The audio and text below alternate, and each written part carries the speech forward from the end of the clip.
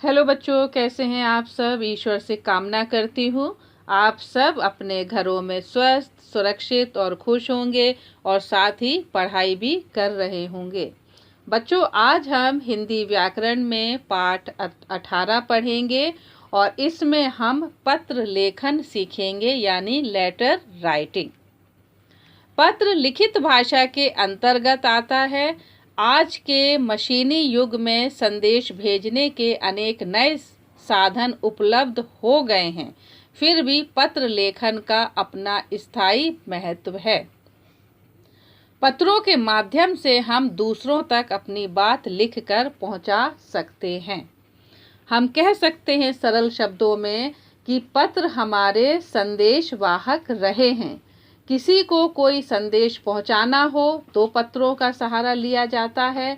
पत्र लेखन एक कला है जिसमें थोड़े शब्दों में अपने मन की बात, हालचाल, स्थिति का वर्णन किया जाता है।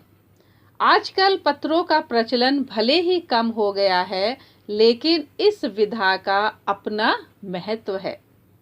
वर्षों पूर्व पत्र संदेश भेजने का मुख्य साधन थे। आज भी पत्रों का हमारे जीवन में बड़ा उपयोग है। पत्र दो प्रकार के होते हैं बच्चों। मुख्यतः पत्र दो प्रकार के होते हैं। पहला औपचारिक पत्र और दूसरा अनौपचारिक पत्र। पहला है औपचारिक पत्र, जिसे हम व्यावसायिक पत्र भी कहते हैं। यह पत्र उन लोगों को लिखे जाते हैं जिनसे हमारा रिश्ता नाता नहीं होता। किसी कार्य उद्देश्य की पूर्ति के लिए यह पत्र लिखे जाते हैं, जैसे प्रधानाचार्य जी को, संपादक को पत्र इत्यादि। हम कह सकते हैं सरल शब्दों में कि ये जो पत्र हैं औपचारिक पत्र, ये वे पत्र हैं जो सरकारी अफसरों, प्रधानाचार्य, समाचार पत्र के संपादक इत्यादि को हम लिखते हैं। औपचारिक पत्र बच्चों उन लोगों को लिखे जाते हैं जिनसे हमारा निजी या पारिवारिक कोई भी संबंध नहीं होता है। इसमें शालीन भाषा तथा शिष्ट शैली का प्रयोग किया जाता है। दूसरे नंबर पे आता है अनौपचारिक पत्र, जिसे हम पारिवारिक पत्र भी कह सकते हैं। औपचारिक पत्र को हम पारिवारिक पत्र भी कह सकते हैं, प्लस उसको हम व्यक्तिगत पत्र भी कह सकते हैं। ऐसे पत्र प्रायः सगे संबंधियों, मित्रों व आत्मीय जनों को लिखे जाते हैं, जैसे माता पिता, दादा दादी, मित्र आदि को लिखने वाले पत्र। हम इनको कह सकते हैं, समझा सकते हैं आपको सरल शब्दों में कि ये वे पत्र होते हैं जो अपने मित्रों को, रिश्तेदारों को, माता पिता को, भाई बहनों आदि को लिखे जाते हैं। इन्हें हमने जैसे आपको बताया कि इन्हें हम पारिवारिक पत्र या व्यक्तिगत पत्र भी कह सकते हैं। इसमें व्यक्तिगत प्रवृत्तियां, सुख दुख, हर्ष उल्लास, बधाई, शुभकामना आदि का वर्णन किया जाता है। ध्यान दीजिएगा, जो पारिवारिक पत्र होते हैं, अनौपचारिक पत्र होते हैं या व्यक्तिगत पत्र होते हैं, उनमें हम लोग क्या करते हैं, जैसे कि हमने अपने माता पिता को पत्र लिखा, या माता पिता ने अपने बच्चों को पत्र लिखा, या किसी मित्र ने अपने मित्र को पत्र लिखा, या हमने अपने बड़े बुजुर्गों, दादा दादी लोगों को पत्र लिखा, या दादा दादी के द्वारा हमारे पास पत्र आया। तो इन सब चीज़ों में मेन क्या चीज़ होती है बच्चों, कि इसमें हम अपनी व्यक्तिगत प्रवृत्तियों को दर्शा सकते हैं, लिख सकते हैं, जैसे अपने सुख दुख को, हर्ष उल्लास को, बधाई को, शुभकामना आदि का वर्णन इन पत्रों में किया जाता है। अनौपचारिक जो पत्र होते हैं बच्चों, इन पत्रों की भाषा बहुत ही आत्मीय व हृदय को स्पर्श करने वाली होती है, क्योंकि इनसे हमारा जो संबंध होता है वो हमारे बहुत ही आत्मीय संबंध होता है, क्योंकि ये हमारे परिवार के लोग होते हैं, हमारे सगे संबंधी होते हैं, हमारे मित्र होते हैं। इसलिए बच्चों जब इस पत्र को लिखा जाता है तो इसकी जो भाषा होती है ना, वो बहुत ही आत्मीय और बहुत ही हृदय को छू लेने वाली, हृदय को स्पर्श करने वाली होती है। तो आपने देखा कि पत्र दो प्रकार के होते हैं, औपचारिक पत्र और अनौपचारिक पत्र। अब आता है बच्चों वर्णन, इसके बाद जो हम करेंगे वो है कि पत्र लिखते समय हमें किन बातों का ध्यान रखना चाहिए। ये भी एक बहुत ही महत्वपूर्ण विषय है कि जब हम पत्र लिख रहे हैं तो पत्र हमें ऐसे ही नहीं कि हमने कोई पेपर लिया या कोई हमने अंतर्देशीय लिया या कार्ड लिया और हमने लिख दिया।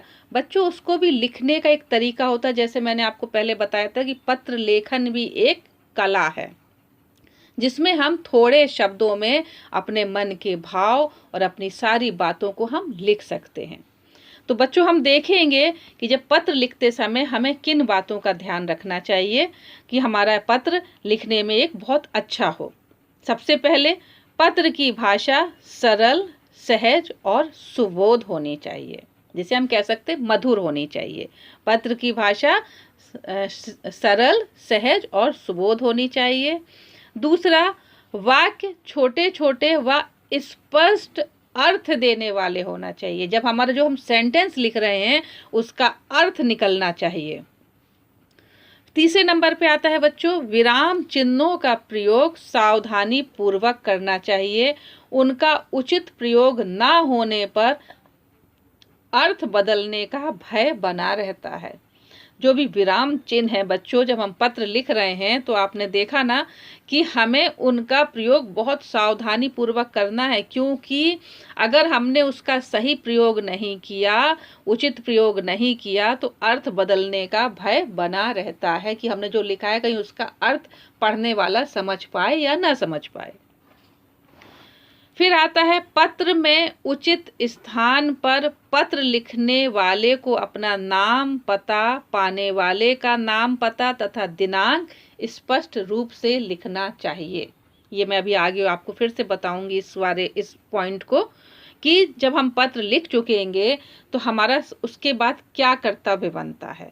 ये बहुत ही जरूरी ये भी विषय है कि पत्र में उचित स्थान पर पत्र लिखने वाले को अपना नाम पता और जिसको हम पत्र लिख रहे हैं यानी जो पत्र पाने वाला है उसका नाम पता और दिनांक वगैरह सब स्पष्ट लिखना है।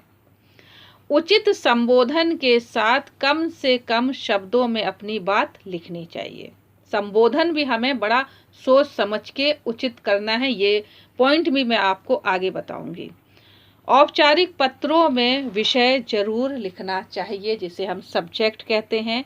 जो औपचारिक पत्र होते हैं आपको मालूम ही है कि उसमें हमें सब्जेक्ट को मेंशन करना रहता है, अपने विषय को लिखना रहता है कि किस विषय में हम वो पत्र लिख रहे हैं। जैसे मैंने अभी आपको बताया कि नाम पता के बारे में, तो बच्चों ये भी बहुत ही एक खास विषय है कि जब हमारा लेटर लिख गया है, अब हम जब उस लेटर को किसी एनवलप में रख रहे हैं या उसके ऊपर अपना एड्रेस लिख रहे हैं, तो बच्चों ये जो महत्वपूर्ण विषय है इसको हमें सबसे पहले ध्यान देना है। सबसे पहले कार्ड या लिफाफे पर जिसको पत्र भेजा जा रहा है उसका नाम लिखना है। सबसे पहले ध्यान दीजिएगा कि जिसको पत्र भेजा जा रहा है उसका नाम लिखना है पहली पंक्ति में, और दूसरी पंक्ति में मकान संख्या और गली मोहल्ला। ध्यान रखना बच्चों कि सबसे पहले हमें जिसको हम पत्र भेज रहे हैं हम उसका नाम लिखेंगे। नाम लिखने के बाद दूसरी पंक्ति में हम मकान नंबर हमको मेंशन करना है और साथ ही कौन से गली या मोहल्ला कहलाता है उसको भी लिखना है। फिर तीसरी पंक्ति में हम लिखेंगे गांव, शहर, गांव है या शहर है, और डाकघर। अगर हम किसी गांव पे लिख रहे हैं लेटर तो उस गांव का नाम हमें लिखना है, अगर किसी शहर है तो शहर का नाम लिखना और साथ ही डाकघर का। और अंतिम पंक्ति में जिले और राज्य का उल्लेख किया जाता है। किस राज्य में और किस जिले में वो लेटर जाना है वो लिखना बहुत ही अनिवार्य होता है।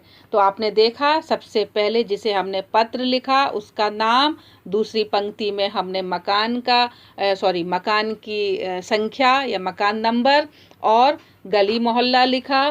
तीसरी पंक्ति में हमने गांव, शहर और डाकघर लिखा और चौथी पंक्ति में हमने जिले और राज्य का उल्लेख किया। अब मैंने अभी आपको बताया था कि उचित संबोधन के साथ कम से कम शब्दों में अपनी बात लिखनी है। पत्र लिखते समय ध्यान देने योग्य बातों में एक पॉइंट ये भी था, संबोधन वाला। तो बच्चों ये भी बहुत जरूरी चीज है।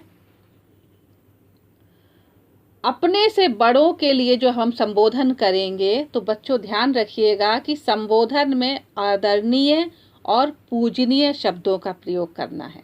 जब हम अपने से बड़ों के लिए संबोधन कर रहे हैं तो आदरणीय और पूजनीय शब्दों का प्रयोग करेंगे और अभिवादन में प्रणाम, सादर चरण स्पर्श, सादर नमस्कार आदि शब्दों का प्रयोग हम कर सकते हैं।